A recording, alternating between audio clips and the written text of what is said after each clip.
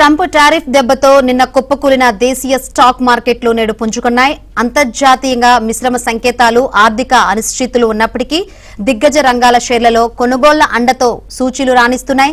సెన్సెక్స్ 1100 పాయింట్లు పైగా లాభంతో ట్రేడింగ్ ను ఆరంభించగా నిఫ్టీ మళ్లీ 22,500 మార్కును అందుకుంది.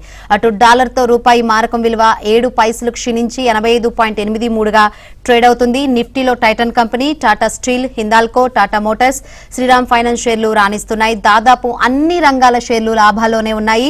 నిఫ్టీ, ఐటీ సూచీ 3% పైగా పెరిగింది.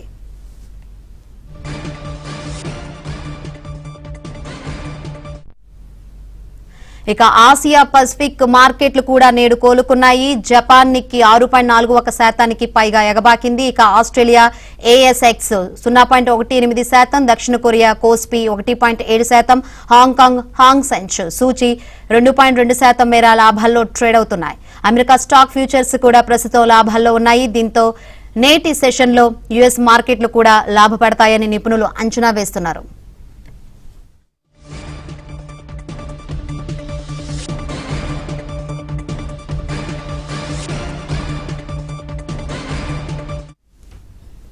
రైట్. ట్రంప్ టారిఫ్ దెబ్బతో నిన్న కుప్పకూలిన దేశీయ స్టాక్ మార్కెట్లు నేడు పుంజుకున్నాయి. ఇక ఏ విధంగా క్లోజ్ అవుతాయేంటో తెలుసుకుందాము. స్టార్టింగ్ అయితే లాభాలతో స్టార్ట్ అయిన పరిస్థితులు అయితే కనిపించాయి. మరిన్ని వివరాలు అందించేందుకు మా బిజినెస్ అనలిస్ట్ సుందరరాజా గారు ఫోన్ లైన్ ద్వారా సిద్ధంగా ఉన్నారు. Good morning sir.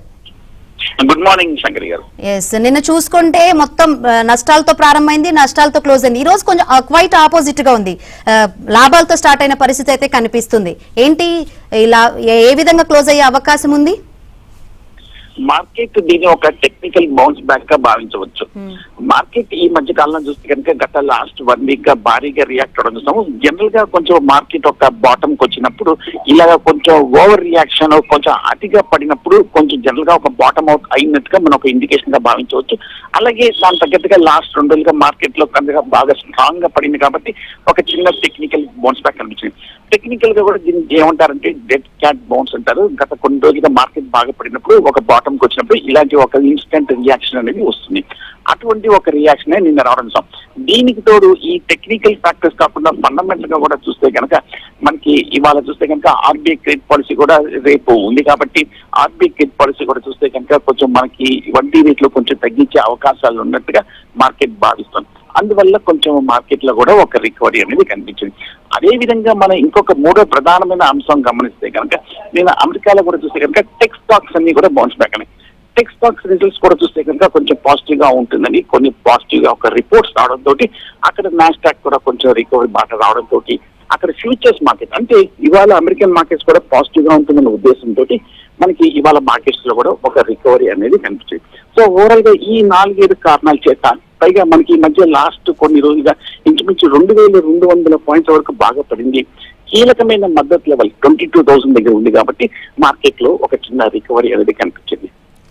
అంతర్జాతీయ మార్కెట్లు కూడా కొంచెం కోలుకున్న పరిస్థితులు అయితే కనిపిస్తుంది. ఇటు ఈవెన్ యుఎస్ మార్కెట్స్ ఆల్సో అంతర్జాతీయ మార్కెట్ లో కొంచెం కోలుకున్నట్టుగా కనిపిస్తున్నప్పటికీ ఈ టారిఫ్ ఈ వాణిజ్య యుద్ధం ఏదైతే ఉందో మటుకు దాంట్లో మటుకు పెద్దగా ఏవి మూవ్మెంట్ అయితే పాజిటివ్ డెవలప్మెంట్స్ ఏమి కనిపిస్తుంది. ఇన్ఫాక్ట్ ఈ వాణిజ్య యుద్ధం కూడా చూస్తే కనుక ఫర్దర్ ఇంటెన్సిఫై అయ్యేటట్టుగా కనిపిస్తుంది. పైగా ముఖ్యంగా చైనా కూడా చూస్తే కనుక ఫర్దర్ గా రియాక్ట్ అయ్యే అవకాశాలు ఉన్నట్టుగా కూడా నిన్న ఇవాళ వార్తలు రావడం అనేది మనం చూసాం.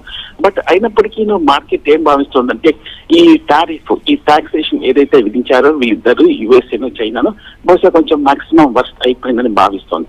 సో కాబట్టి ఈ ఫ్యాక్టర్స్ ఏదైతే ఉన్నాయో ఈ మధ్యకాలం వచ్చింది మార్కెట్ దానికి తగ్గట్టుగానే రియాక్షన్ కూడా రావడం కూడా చూసాం. కాబట్టి మార్కెట్ ఈ అంశాన్ని కొంచెం ఆల్రెడీ డిస్కౌంట్ అయిపోయి ఈ రియాక్షన్ లో కొంచెం ఆల్రెడీ పరిగణలోకి తీసుకొని దీనికి తగ్గట్టుగా మనకి రిఫ్లెక్ట్ అయిపోయింది కాబట్టి మార్కెట్ లో ఒక చిన్న బౌన్స్ బ్యాక్ అనేది కనిపించింది.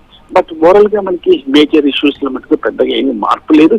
మార్కెట్ చూస్తే కనుక పూర్తిగా బహుశా కొంచెము ఈ మధ్య లార్జ్ క్యాప్ స్టాక్స్ అన్ని బాగా పడి కొన్ని లార్జ్ క్యాప్స్ చూస్తే కనుక కొంచెం చాలా మంది బ్రోకరేజెస్ అన్ని కూడా కొంచెం ఒక పాజిటివ్ అవుట్లుక్ కొంచెం బై అడ్వైస్ ఇవ్వడం తోటి కొంచెం ఈ లెవెల్లో వాల్యుయేషన్స్ కూడా కొన్ని లార్జ్ క్యాప్ స్టాక్స్ అట్రాక్టివ్ గా ఉన్నాయి కాబట్టి వాటిల్లో కొంచెం ఒక స్పెక్యులేటివ్ బయింగ్ అలాగే investment value buying lower rate నుంచి రావడంతో మార్కెట్ లో ఒక చిన్న రియాక్షన్ పాజిటివ్ మూమెంట్ అయితే కనిపించింది. Right. Thank you sir. Thanks for analysis.